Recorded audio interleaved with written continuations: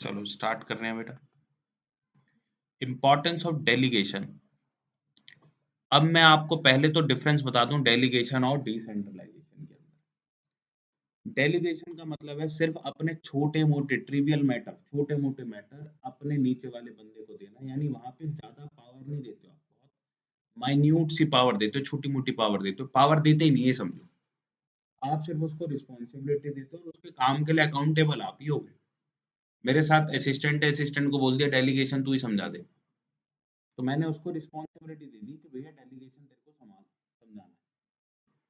ठीक है भाई, अकाउंटेबल फिर भी कौन रहेगा तुम्हारे मार्क्स के लिए? मैं रहूंगा, वो तो नहीं रहेगी। बात क्लियर है? बात importance of delegation. Delegation is a की एलिमेंट इन इफेक्टिव ऑर्गेनाइजेशन। बिल्कुल, आप सारे काम स्वयं करोगे तो कोई भी काम नहीं ढंग से कर पाओगे। आपको अपने काम अपने नीचे के लोगों को देने होंगे, तभी आप अच्छे से काम कर पाते हो। समझते हो इस बात को? समझ रहे हो बात बेटा? इफेक्टिव मैनेजमेंट, सबसे पहला पॉइंट क्या है इसमें? Effective management. आप अपने रूटीन के छोटे मोटे काम अगर सबॉर्डिनेट को दे देते हो तो आप ज्यादा अटेंशन दे सकते हो इंपॉर्टेंट मैटर्स को। आप अपना वैल्यूएबल टाइम और एबिलिटी उस पर यूज कर सकते हो। तो इससे मैनेजमेंट कैसी होती है? अच्छी होती है। बात समझ पा रहे हो? आज यहाँ पे हमने पहले हम पेरेंट्स से ना बहुत मिलते थे, अब हम पेरेंट्स से मिलना ही छोड़ दिया।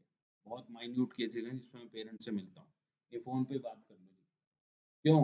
पेरेंट्स से मिलने में जितना टाइम वेस्ट होता है, इंस्टेड आप क्या करो, बच्चों पे ध्यान दे लो, आप अपना वर्क ज्यादा कर लो, आप अपना काम बढ़िया कर लो। क्यों भाई? समझ में आ गई बात बेटा? हाँ जी। इसके बाद आता है एम्प्लॉय डेवलपमेंट। फिर वही बात है, delegation of authority provide more opportunities to employees. देखो वो छोटा छोटा काम करके आज उसको मैंने डेलीगेशन पढ़ाने के लिए बोल दिया, देखो उसके अंदर एक कॉन्फिडेंस डेवलप हो जाएगा कि मैं भी पढ़ा सकती हूँ। मैं उसको पूरा चैप्टर दे देता है ना, पढ़ा ना पाती, लेकिन एक टॉपिक दे दिया पढ़ा देगी। बात समझ पा रहे हो? मम्मी कहते बेटा पूरा खाना बना पाएगी कनिष्का? नहीं बना पाएगी। और मम्मी कहते बेटा बस ना आटा लगा दे। कनिष्का आटा लगा के ऐसे सोचेगी जैसे पूरा पार्टी का खाना ही इसने बनाया। समझो बात को? समझ पा रहे हो नहीं समझ पा रहे हो? तुम्हारे पापा तुमको एक छोटा सा काम दे दे तो तुम ऐसे समझते हो कि तुमने क्या, वो एक शुरुआत होती है। मैंने भी कोई ऐसे शुरुआत करी नहीं होगी, पहले कोई छोटे बच्चे पढ़ा ली, मान लो एक 8th क्लास का बच्चा पढ़ा दिया मैंने, मेरे को काफी खुशी हुई, मैंने कहा हम भी पढ़ा सकते हैं।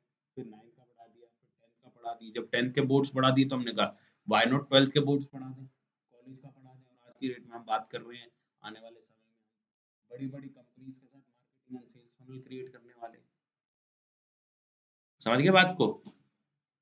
तो वो कॉन्फिडेंस जो है वो छोटा सा पहले चाहिए होता है, वो डेलीगेशन से आता है।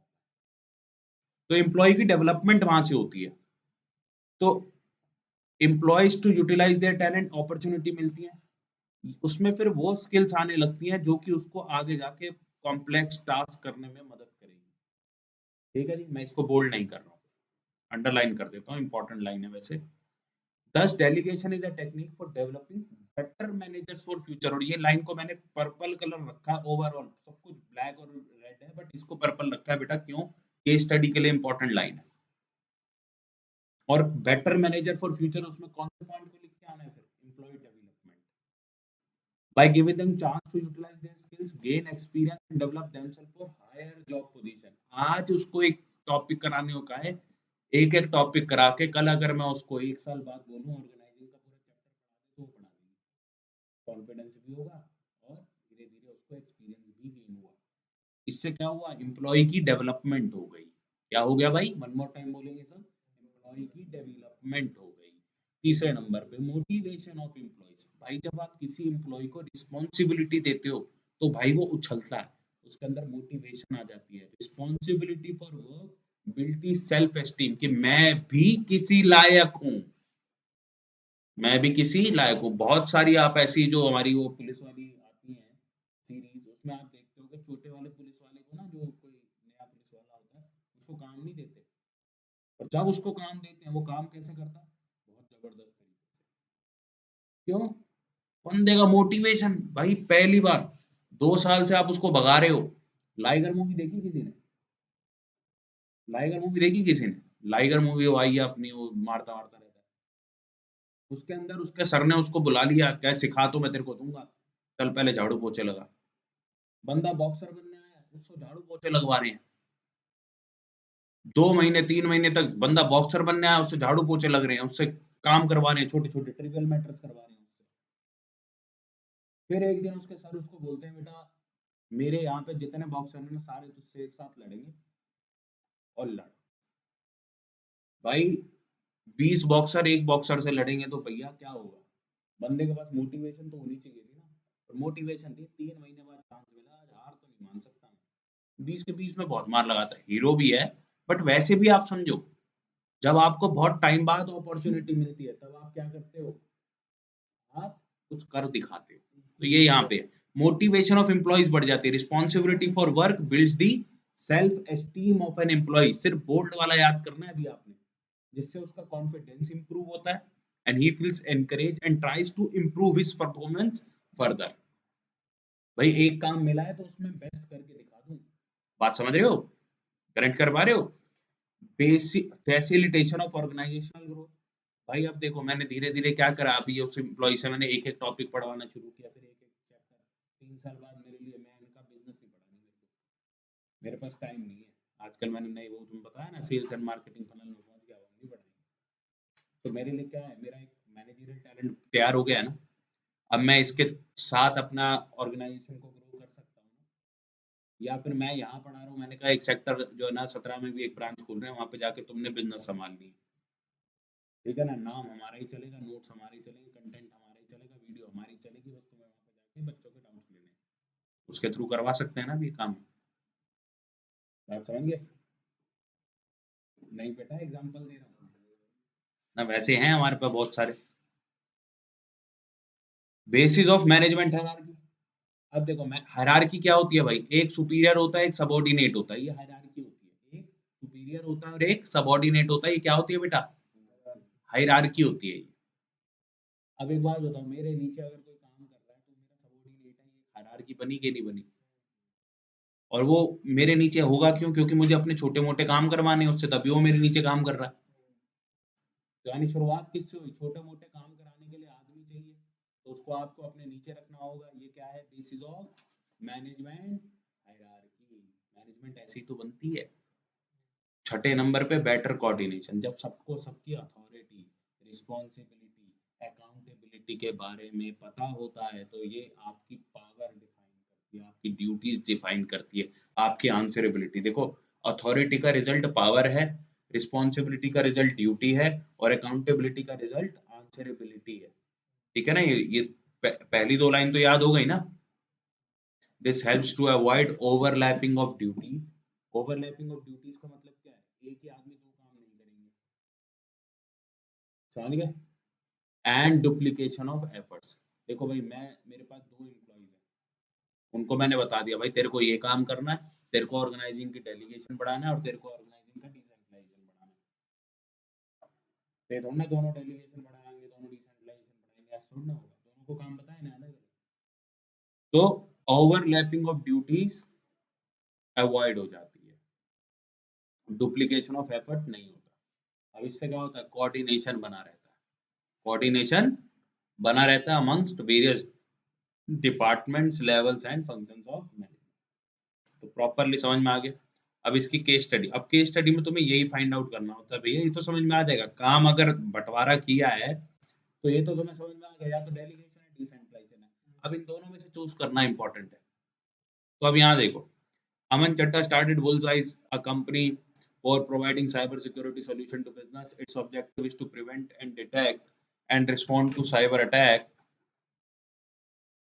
and protect critical data. He was a hard-working software engineer and an expert in cyber security. His reputation grew by leaps and bounds. Leaps and bounds मतलब क्या होता है भाई? बहुत तेजी से ग्रो हुई। इंग्लिश में याद कर लेना इसको, ये लिख सकते हो तुम काफी जगहों पे। By leaps and bounds, बहुत तेजी से ग्रो हुआ। ठीक है जी? By leaps and bounds, and he was not only a person of integrity but also did his work with utmost honesty and sincerity. Honesty and sincerity. The business started growing day by day. यहाँ से कुछ पता लग रहा है? नहीं पता लगा। He was delighted when he was offered big project of ministry of defense while working on the project he found that volume of work, अब यहाँ से start होता है हमारा केस स्टडी का answer, volume of work made it impractical for him to handle all the work by himself। समझ गए, यानी काम का बर्डन है, काम का बर्डन है तो हमारे पास दो ही ऑप्शन है कि क्या करा होगा उसने, या तो डिसेंट्रलाइजेशन या फिर delegation. He decided to expand the team. The company maintained a close liaison with the local engineering college during a campus placement। यहाँ पे एक क्वेश्चन की स्टाफिंग का भी बन जाता है, कौन सा रिक्रूटमेंट हमने लिया, तो ये एक्सटर्नल रिक्रूटमेंट है। और कौन सी रिक्रूटमेंट है एक्सटर्नल रिक्रूटमेंट की भी, कैंपस प्लेसमेंट। ईशान और वृंदा को ले आए ये, एम्प्लॉयज कैपेबल भी थे, एंथुसियास्टिक भी थे एंड ट्रस्टवर्दी भी थे, इससे हमारा कोई लेना देना नहीं। अमन चड्डा was thus able to focus on objective with the help of Ishan and Vrinda. Focus कर पा रहा है, फोकस वर्ड कहाँ पढ़ लिया था, डिसेंट्रलाइजेशन में या डेलीगेशन में, डेलीगेशन पे फोकस वर्ड पढ़ा आपने, ठीक है। डिसेंट्रलाइजेशन में रिलीफ मिलता है, फोकस की बात नहीं होती, फोकस की बात डेलीगेशन की होती है। भाई मेरे को प्रिंट करने जाना है, वो भी मैं ही करूँ, कुछ लिखना है वो भी मैं ही करूँ, छोटा मोटा कोई चीज बतानी है वो भी मैं ही करूँ, टीचर पेरेंट्स को मैं ही संभालूं, तो मेरी दिक्कत हो जाएगी ना। अब ये मेरे पास अभी तो 100 बच्चे आने लग जाए, सबके पेरेंट्स संभालने में पूरे दिन पेरेंट्स संभालते रह जाऊंगा, तो उसके लिए क्या करना पड़ेगा, हमें सुपरवाइजर रखना पड़ेगा, हमें रिसेप्शनिस्ट रखनी पड़ेगी, वो बात करेंगे, हम नहीं कर सकते, हम तो पढ़ाएंगे। 100 बच्चों को पढ़ाने के लिए भी तो समय चाहिए। The project was completed on time. Not only this, Aman Chadda was able to extend his area of operation। अपना काम बढ़ा सका है, क्यों, क्योंकि अपना काम तो किसको दे दिया, छोटे छोटे काम तो किसको दे दिए, ट्रिवियल मैटर किसको दे दिए, एम्प्लॉइज को, अपना काम बढ़ा लिया। On the other hand, Ishan Vinda also got opportunity to develop and exercise initiative। वो इनिशिएटिव ले पा रहे हैं, ठीक है जी।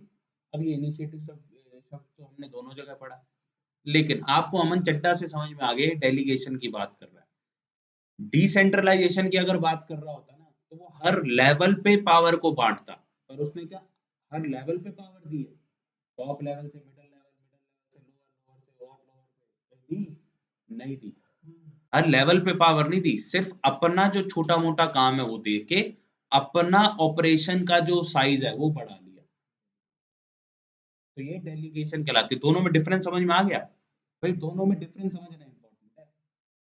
बात क्लियर हो गई, हाँ जी। तो इसमें बस इतना ही, तो कह रहे कॉन्सेप्ट कौन सा, उसकी इंपॉर्टेंस बता, तो बता दोगे तुम।